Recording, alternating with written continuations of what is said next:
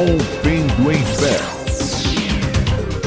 Um dos textos mais importantes que padecia por a vida de todo ser humano. Dá uma olhada no seu retorno. Começa agora o programa que veio para abençoar a família brasileira. Produzido pela Igreja Batista Lírio dos Vales, Ministério Costa Azul. Rompendo em Fé.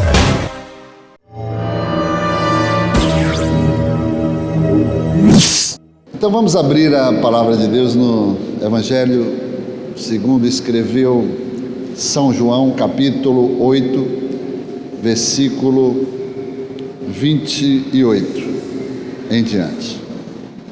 João 8, 28. Em reverência à palavra de Deus, vamos nos colocar de pé.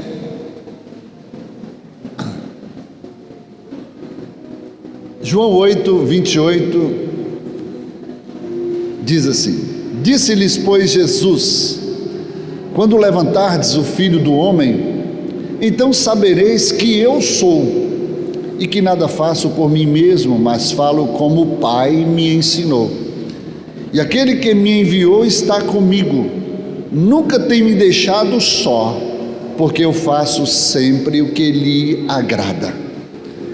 Ditas estas coisas, muitos creram nele. Disse, pois, Jesus aos judeus que haviam crido nele: se vós permanecerdes na minha palavra, sois verdadeiramente meus discípulos, e conhecerei a verdade, e a verdade vos libertará. Podeis tomar assento. Hoje é o dia dos pais. Talvez o maior presente que um pai gostaria de ter, de receber, não seria talvez um presente material, porque muito mais vale os valores espirituais do que os materiais, sim ou não? Eu poderia talvez receber dos meus filhos um presente que expressa a devida honra. Isso é muito bom e a gente deve sempre fazer, porque é o gesto, né? O carinho, o apreço, né? E principalmente o fato de honrar os nossos pais. Mas talvez o maior presente que eu poderia receber dos meus filhos, o dinheiro não poderia comprar. Seria um testemunho, comportamento, postura, atitude, ou seja, um legado que está sendo construído. E assim, da mesma forma, eu creio que o nosso Pai maior, nosso Abba Pai, Ele quer, talvez, dos seus filhos receber aquilo que mais venha contemplar e alegrar o seu coração. Jesus aqui nesse versículo, ele disse: quando, pois, levantardes o Filho do Homem, então sabereis quem eu sou, e que nada faço de mim mesmo, mas falo como o Pai tem me ensinado, tem me instruído. O Pai sempre está comigo, nunca tem me deixado só. Sabe por quê? Porque eu faço sempre o que lhe agrada. Então o segredo aqui, eu entendo, queridos, que é conquistar o coração do Pai, é agradar o coração do Pai. Isso a gente viu por 3 vezes. A palavra no Novo Testamento revela que o Pai, Ele falou audivelmente a todos que estavam na terra por aquele momento. Lá no Rio Jordão, quando Jesus foi batizado, o céu se rasgou, Deus bradou de alto a baixo e diz: eis aí o meu filho amado, em quem a minha alma tem prazer. em quem a minha alma se alegra. A ele ouvi. Por 3 vezes Deus falou audivelmente, onde se ouviu a voz de Deus. Outra feita, lá no Monte da Transfiguração, estava Pedro, João e Tiago, juntamente com Jesus, e Deus mais uma vez testificou. E a Bíblia também nos traz uma outra passagem onde Deus se revela, falando a mesma expressão de estar feliz, de estar alegre, de estar regozijado por causa da atitude, por causa da postura, por causa do testemunho, do comportamento do seu Filho amado Jesus Cristo. Então aqui eu entendo que o maior presente que um pai pode receber, talvez a maior recompensa, é ver no seu filho uma conduta, uma atitude, um testemunho ilibado, um testemunho que de fato possa estar sendo construído para que o pai seja honrado através do filho. Eu sempre me lembro, agora principalmente esses dias, há uma semana atrás eu perdi meu pai. Na verdade eu não perdi não, eu ganhei, porque Jesus ganhou essa parada e Satanás perdeu. E por um motivo me trouxe alegria, porque o mundo espiritual estava feliz, estava alegre, porque Deus ganhou, por causa da promessa que tinha sobre ele, através da minha família. Deus ganhou, e quando Deus ganha, nós não perdemos. E eu me alegrei por um lado, na perspectiva espiritual. Nós temos vida no espírito, temos vida na alma. Jesus também chorou, sentiu, né?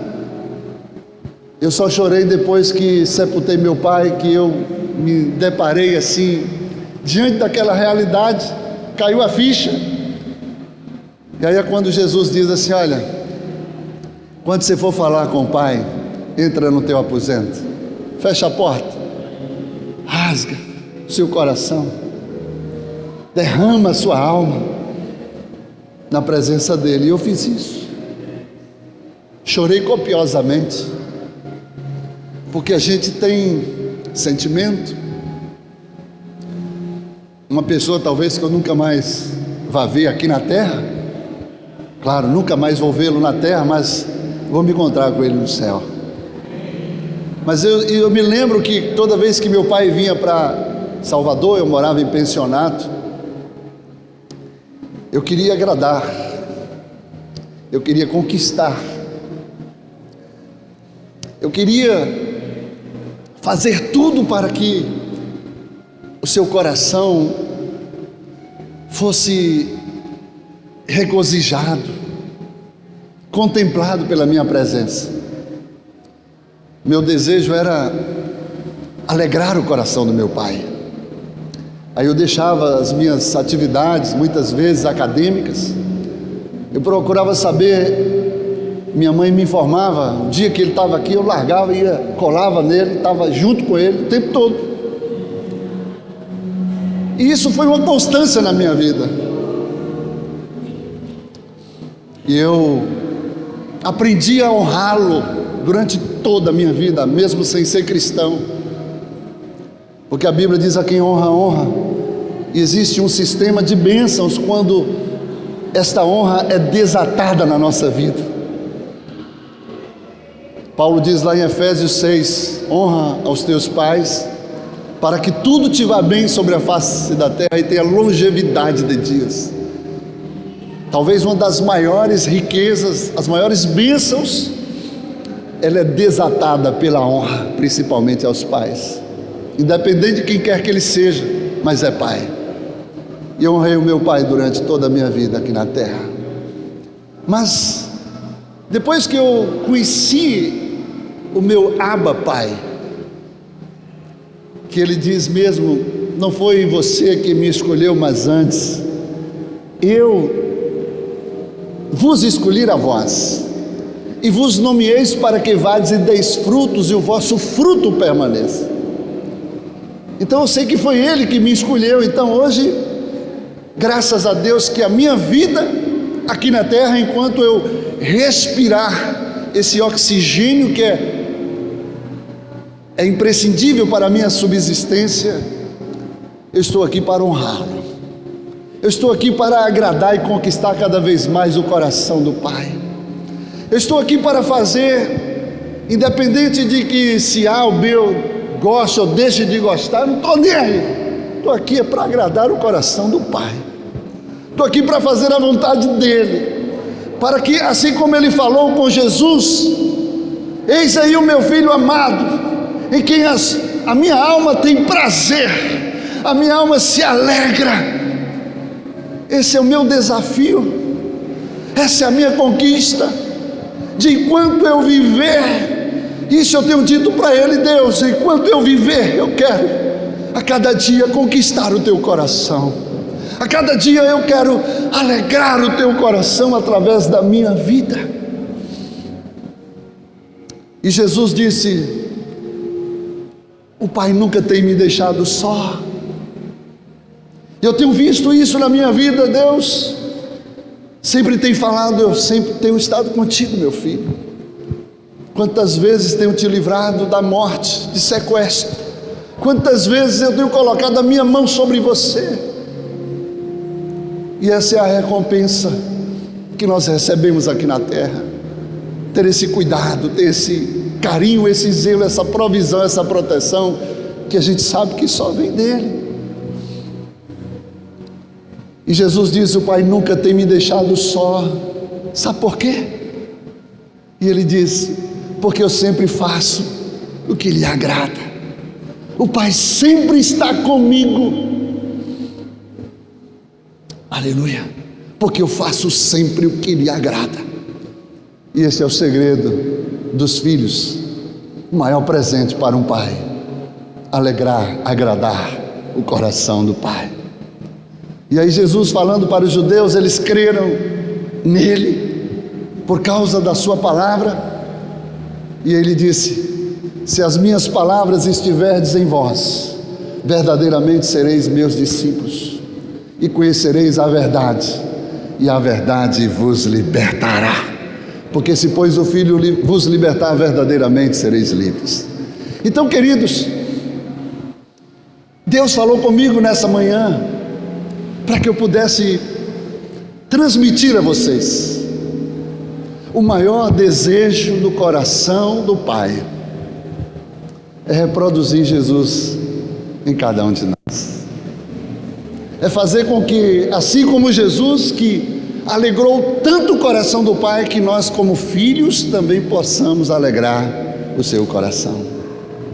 Esse é o maior presente.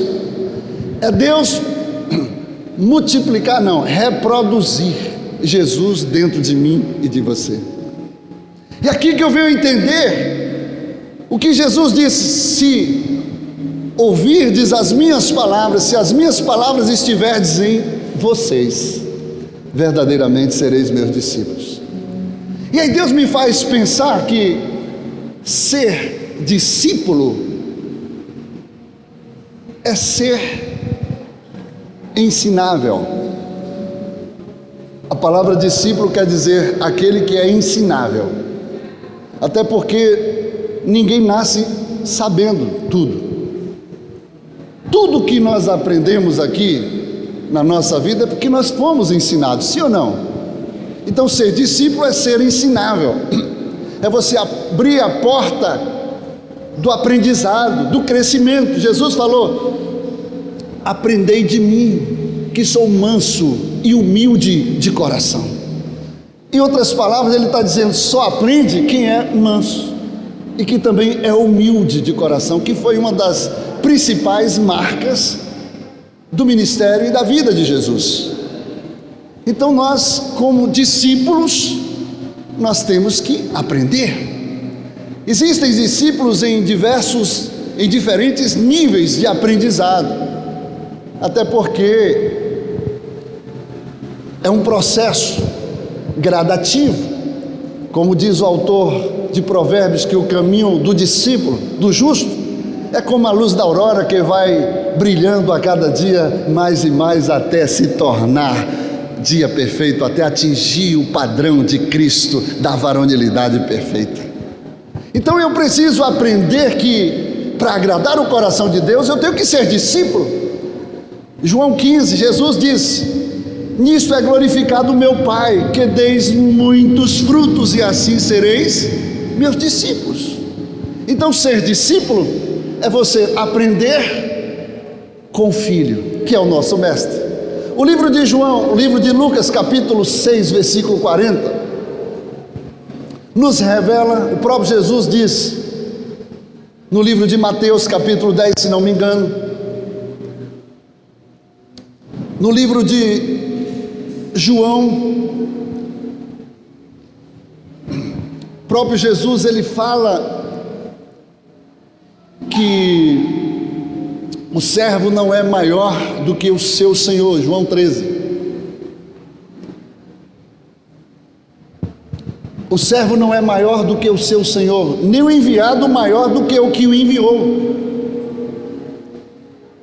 Lucas 6:40 diz que o discípulo não é maior do que o seu mestre, mas quando bem instruído, ele é como o seu mestre. O que eu aprendo aqui? Nós nunca seremos nem maiores e nem iguais a Jesus.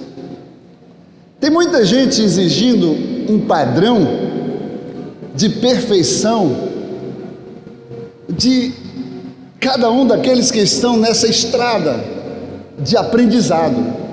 Eu quero te dizer que o nosso Deus, ele é longânimo, ele conhece a nossa estrutura e ele nunca vai exigir além do que você pode dar. Deus trabalha conforme a estrutura, ok? De acordo com a sua estrutura, Deus vai requerer de você mais, Deus nunca vai requerer além.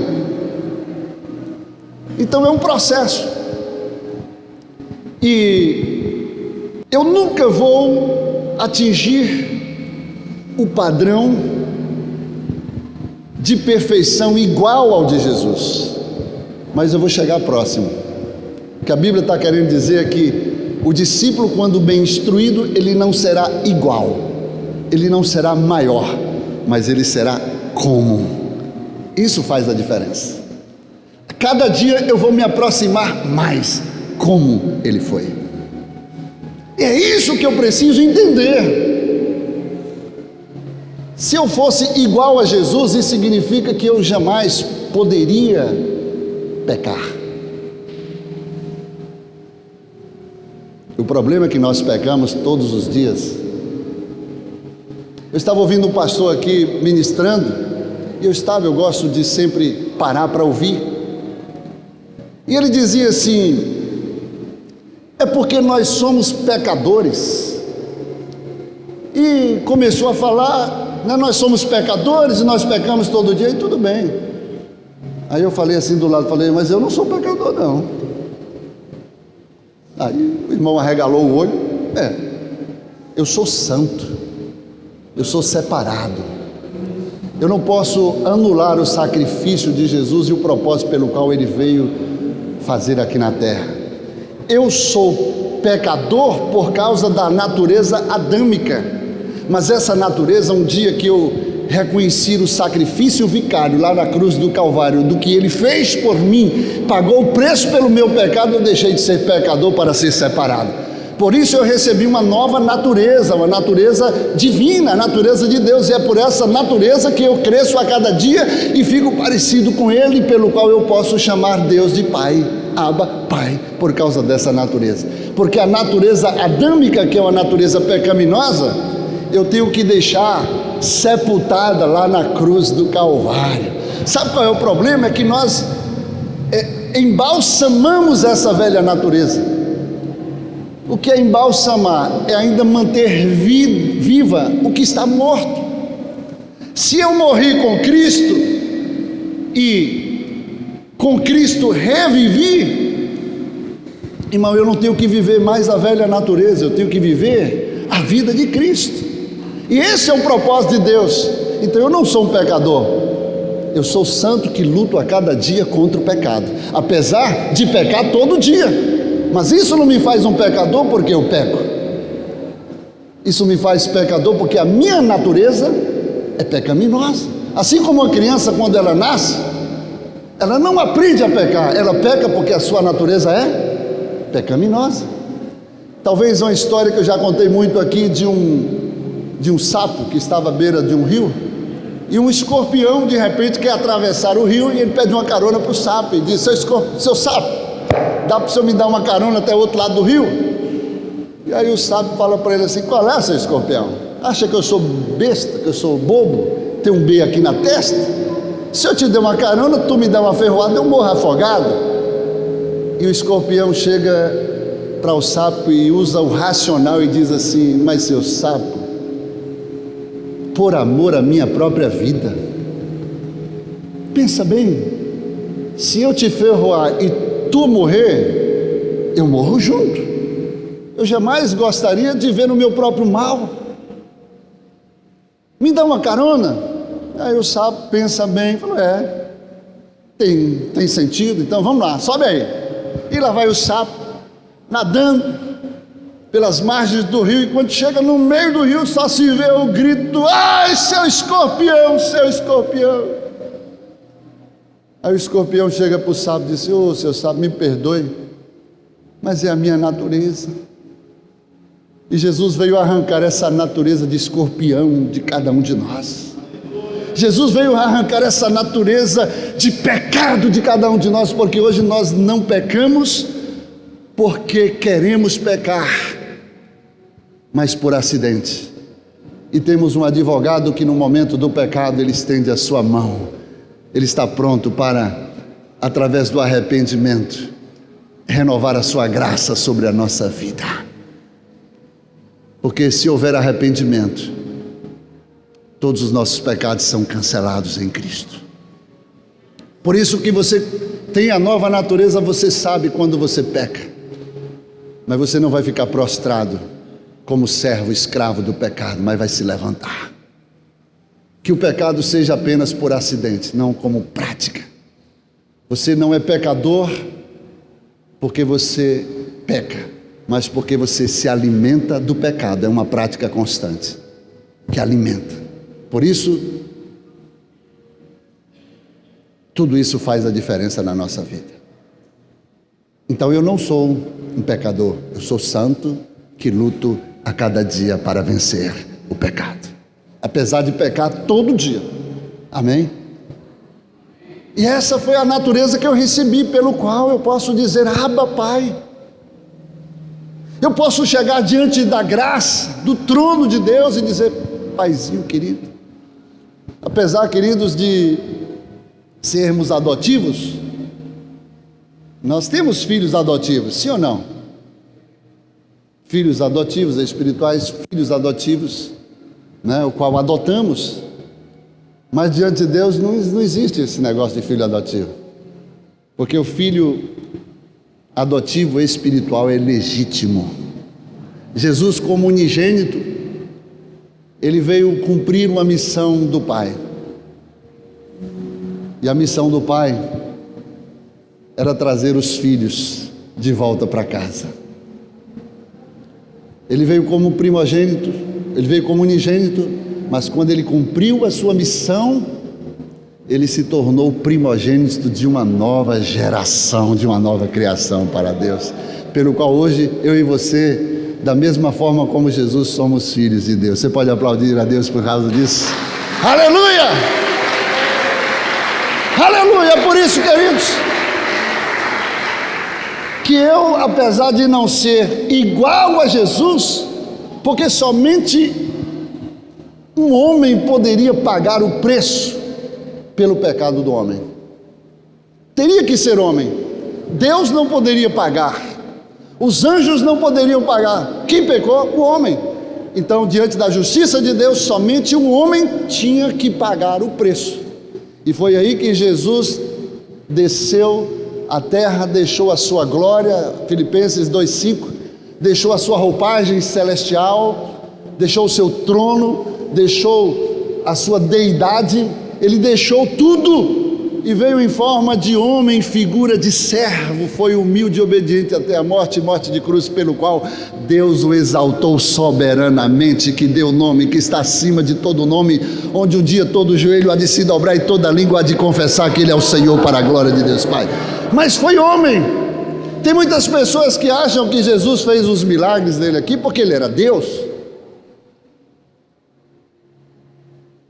Era fácil fazer os milagres como Deus, só que a justiça de Deus não receberia a obra de Deus, tinha que ser de homem.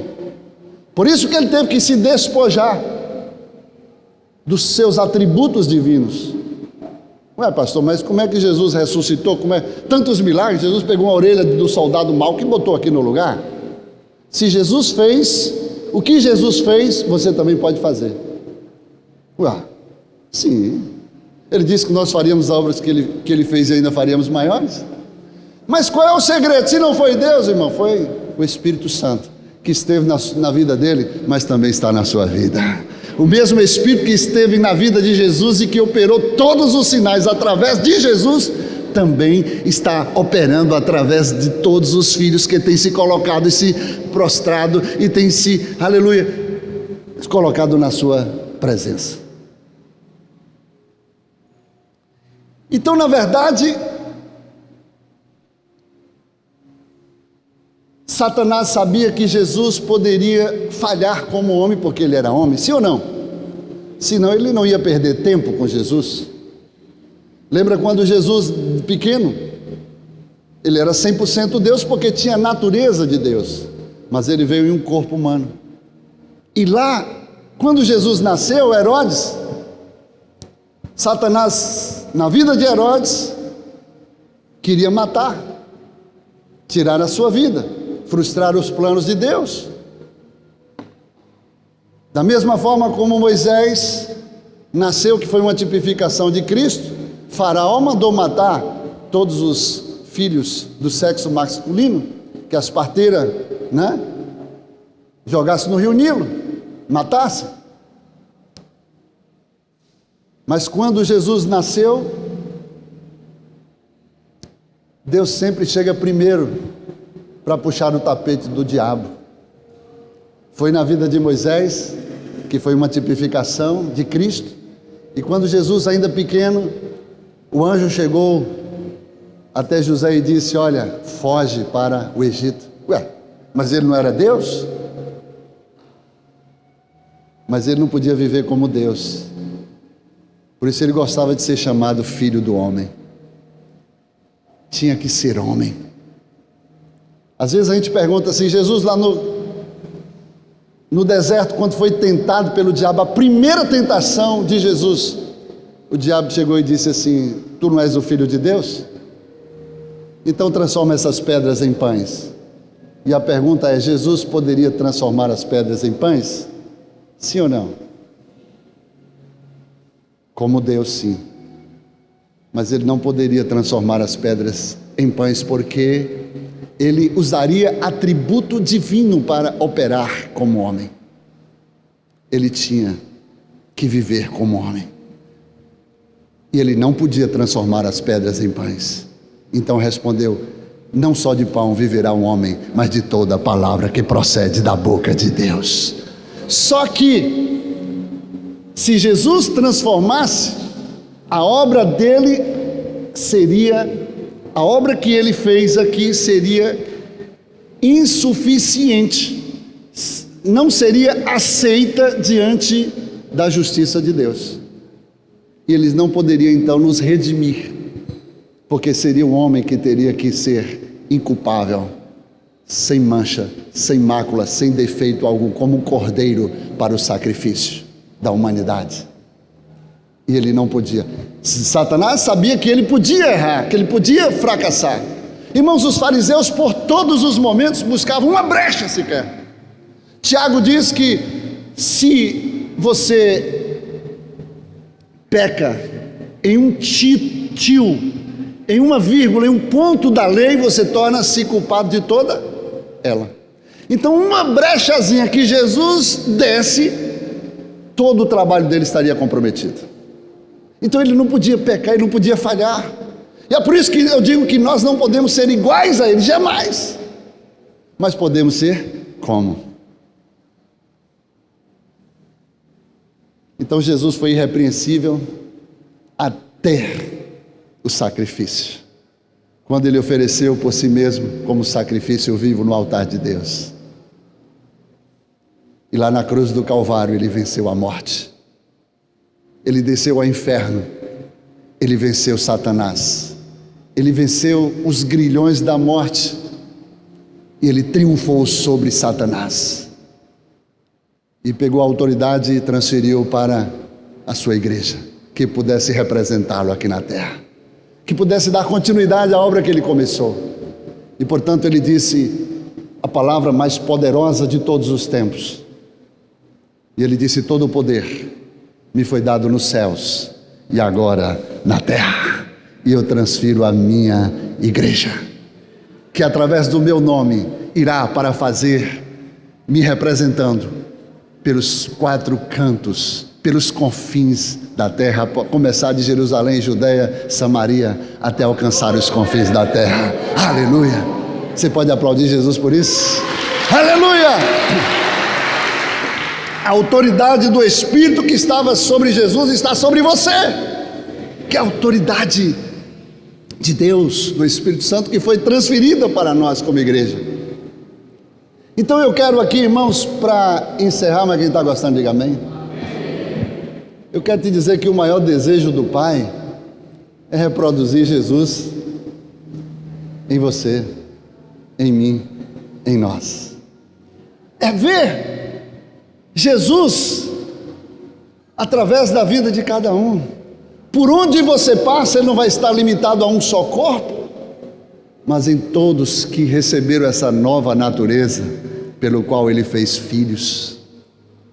Por onde você for, você como discípulo está sendo trabalhado, adestrado, né? Um discípulo, como eu disse, ele vai passar por vários níveis, como a luz da aurora, que vai crescendo, até alcançar o padrão de ser como o varão perfeito. Enquanto isso, nós vamos aprendendo. E eu queria convidar você que toda terça-feira nós temos a escola de discípulos.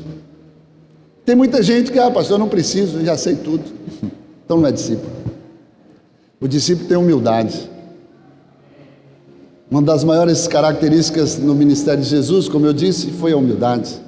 João 13 diz que ele, sabendo de onde veio e para onde iria voltar, havendo recebido todas as coisas das mãos do Pai, então ele não teve dificuldade de tomar aquela capa do servo, a bacia, né?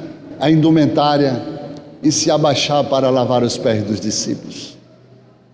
Os discípulos foram impactados e Jesus diz: olha, Pedro se adiantou e disse assim: tu não está pensando que vai lavar os meus pés? E Jesus respondeu: se eu não te lavar os pés, tu não tem partes comigo.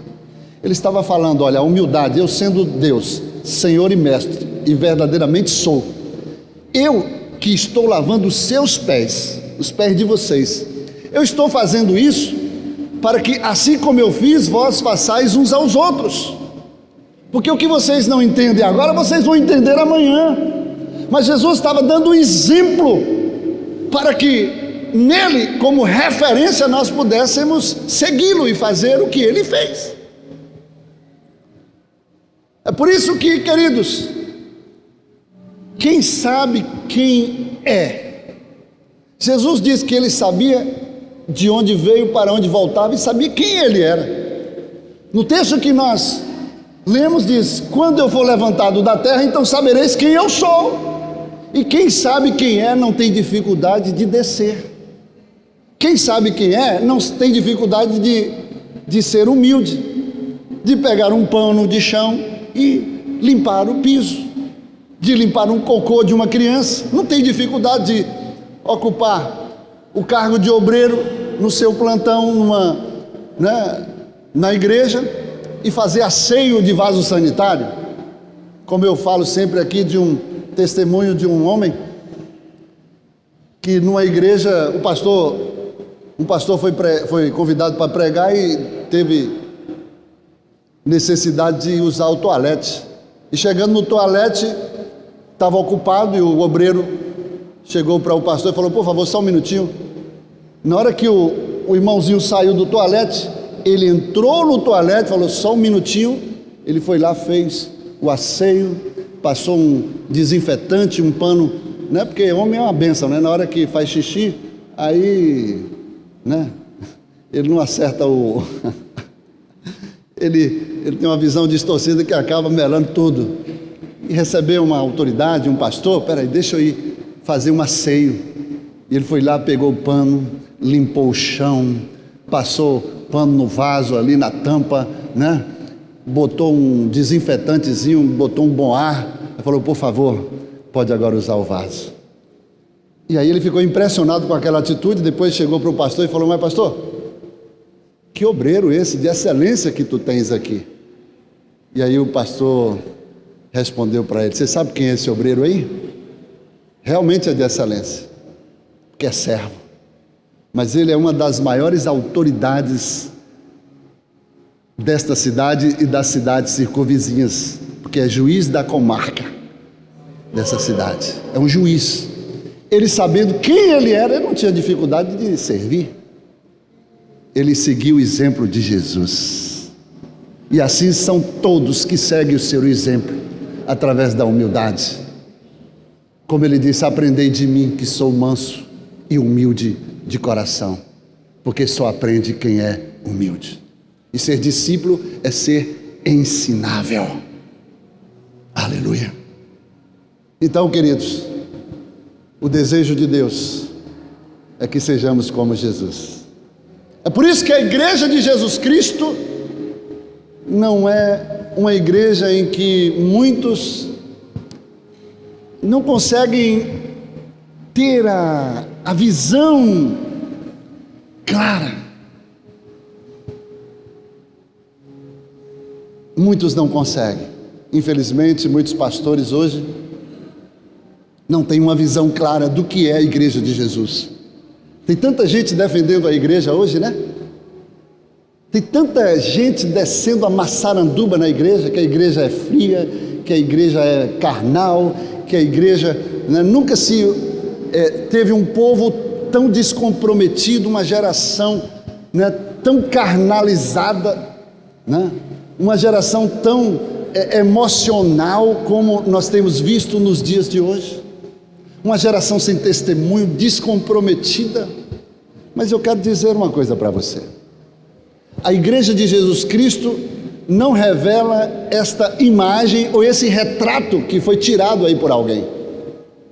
A igreja de Jesus Cristo tem um Paracletos, que Jesus falou: quando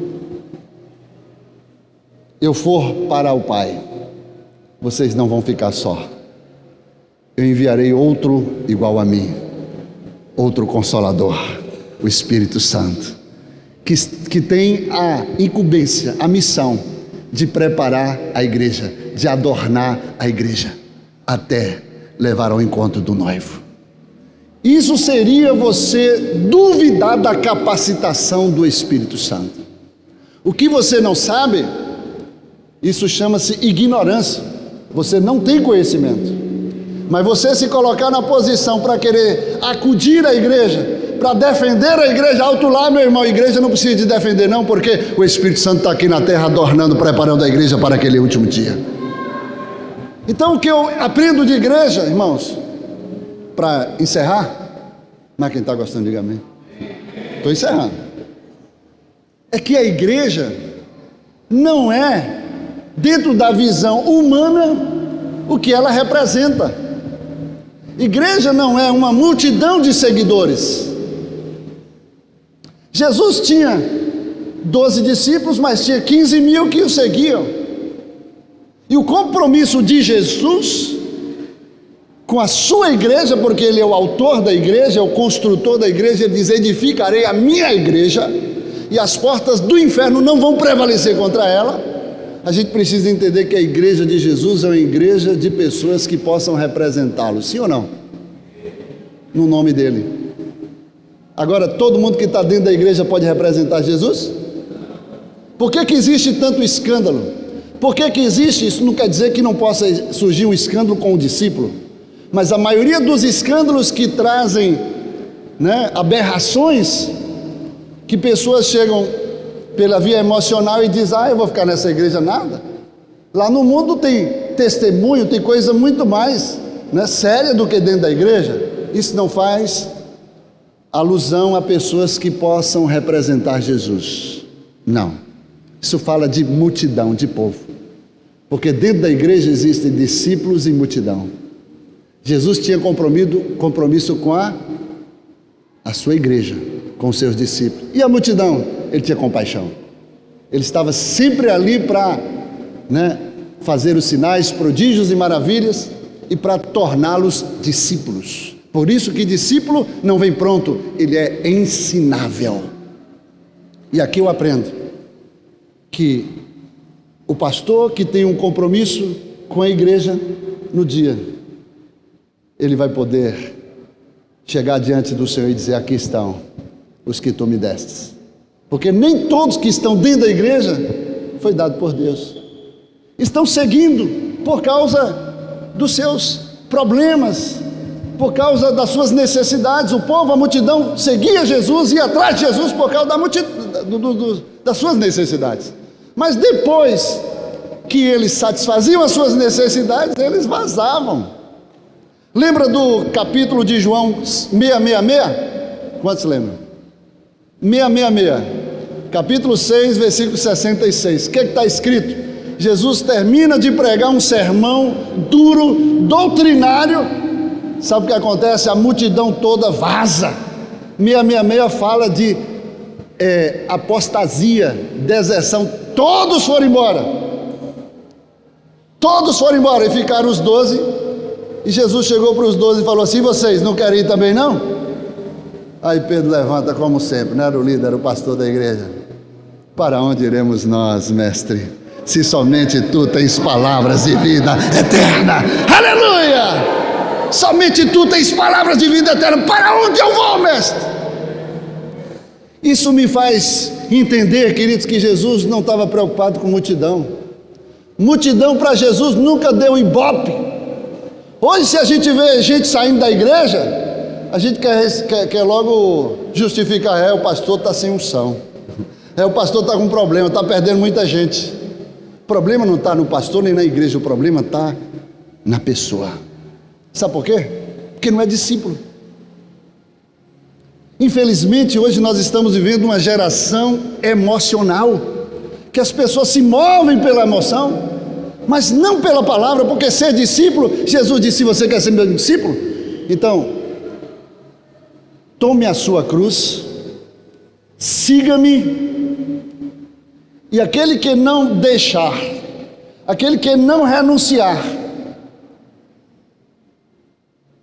aí todos os valores desse mundo, aquele que não deixar pai, mãe, filho, filha, irmão, irmã, por amor de mim, não é digno de mim. E aquele que quiser seguir após mim, tome a sua cruz e siga-me. Porque o que quiser ganhar a sua vida, perdê-la, mas o que abrir mão, renunciar por amor de mim, ganhá-la. E vai ganhar não somente aqui nessa terra, mas também no porvir, a eternidade. Então, ser discípulo não é você fazer a sua vontade, é fazer a vontade dele. É você estar contrariando a sua vontade, mas, Senhor, eu quero agradar o teu coração. Eu quero fazer a tua vontade. Porque a vontade dele é boa, é perfeita. A sua não é perfeita, é agradável. Às vezes nós passamos por muitos desconfortos posteriores à nossa decisão. Por isso, permaneça na posição que Deus te chamou. E não tire do coração, independente de qualquer coisa, o desejo de agradar o coração de Deus. Esse é o maior presente que o Pai possa receber aqui na terra. E eu reafirmo: a igreja de Jesus Cristo não é a igreja de multidão. Já pensou se Jesus ele fosse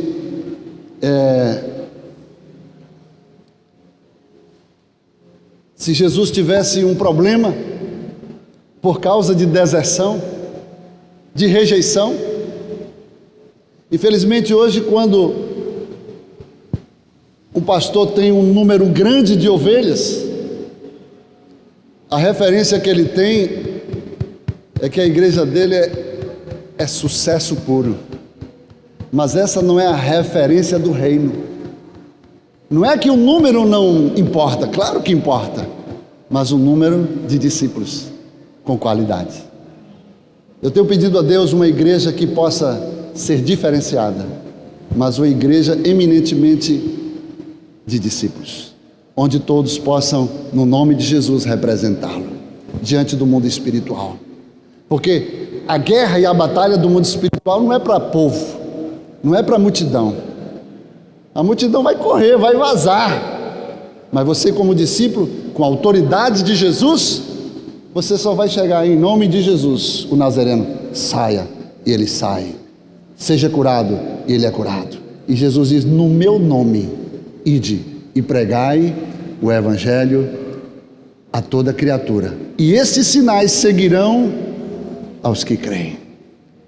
E aí, hoje tem gente até envenenando. Agora recentemente, uma pessoa quis matar uma pastora e botou veneno de rato em um omelete, e na hora o Espírito de Deus falou: não coma, e ela não comeu, e a pessoa ficando inquieta, esperando ver o que aconteceu, o que sucedeu, igual Paulo, né? Chegou lá na ilha de Malta, depois de um naufrágio, a serpente foi e picou, esperaram ele cair morto, não caiu, depois ele foi lá no fogo e botou assim, ó.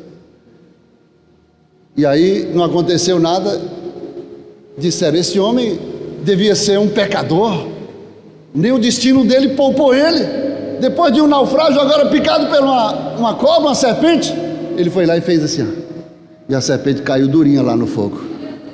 E aí agora a coisa inverteu. Esse homem é um santo, esse homem é um Deus, esse homem é alguém diferente.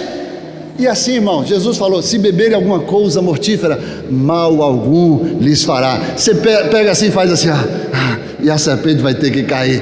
O veneno da velha serpente não vai causar mal algum em você. Sabe por quê? Você é um discípulo que está na proposta de Jesus para cumprir o ide sobre a face da terra. Você pode aplaudir Jesus por isso? Aleluia! A minha mãe na fé, uma certa feita, ela mora numa casa assim que para subir a escada,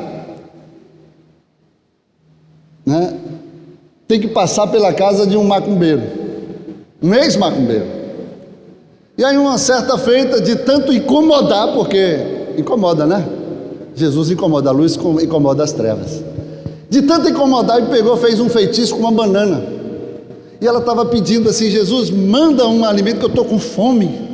Eu estou, né? Eu preciso. Ela estava sozinha. E aí o cão preparou lá esse cacho de banana, fez o feitiço lá e mandou numa bandeja. E aí Jesus revelou e falou assim: olha, fizeram aí um despacho aí com essas bananas, mas abençoa e alimenta o seu estômago, mata a sua fome. E ela foi e comeu a banana. E aí mandou agradecer depois: olha, estava tão gostosa que Deus abençoe. Só que não aconteceu nada. E aí eles começaram: poxa, esse Deus que a gente está servindo é muito fraco, o Deus dela é muito mais forte. E aí depois, quando apareceu um problema lá que não tinha como resolver, imediatamente subiu a escada, foi lá pedir socorro: ora aqui, para que a minha filha seja curada. E ela estendeu a mão e Deus deu vitória àquela família, e toda aquela família se rendeu aos pés de Jesus Cristo. Aleluia, porque Ele é o Senhor da história, é o Senhor da nossa vida. Ele é o Senhor, aleluia, que vai sempre cumprir a vontade dEle sobre a terra. Aleluia, porque a palavra dEle se cumprirá. Passarão os céus e a terra, mas a minha palavra não passará. Aleluia. Então Jesus nos deu a autoridade para que no nome dele expulsar demônios Então, quando você lidar com o mundo espiritual, pode ter certeza, se é discípulo, você tem autorização da parte de Deus. Se é povo, cuidado. Se é multidão, cuidado. Então eu finalizo agora para valer, dizendo que a igreja de Jesus é uma igreja de discípulos. Muitos são chamados, porém poucos os escolhidos. A porta para a perdição é larga, mas para a salvação é estreita, e poucos são os que passarão por ela. Jesus nunca teve problema com número. Multidão nunca deu ibope a Jesus. Se fosse assim, ele seria como referencial de bom pastor, um pastor fracassado, porque ele chegou a ter 500. Chegou a ter 500. Depois perdeu mais de 50%. Perdeu 380. Inaugurou lá na igreja primitiva com 120. Mas esses 120, em menos de 200 anos, alcançou o mundo inteiro para Jesus Cristo. Desde o servo do mais baixo escalão, o faxineiro da casa real de Roma, até a mais alta patente, todos foram alcançados por Jesus Cristo. Jesus te chama para ser como Ele é, porque o discípulo não é maior do que o seu mestre, mas quando bem instruído ele será como o seu mestre. Vamos ficar de pé.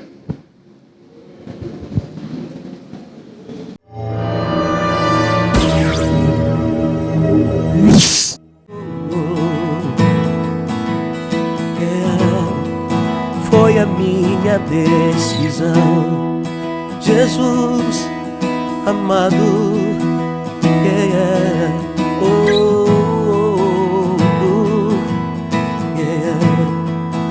pois é teu meu coração. Produzido pela Igreja Batista Lírio dos Vales, Ministério Costa Azul, rompendo em fé.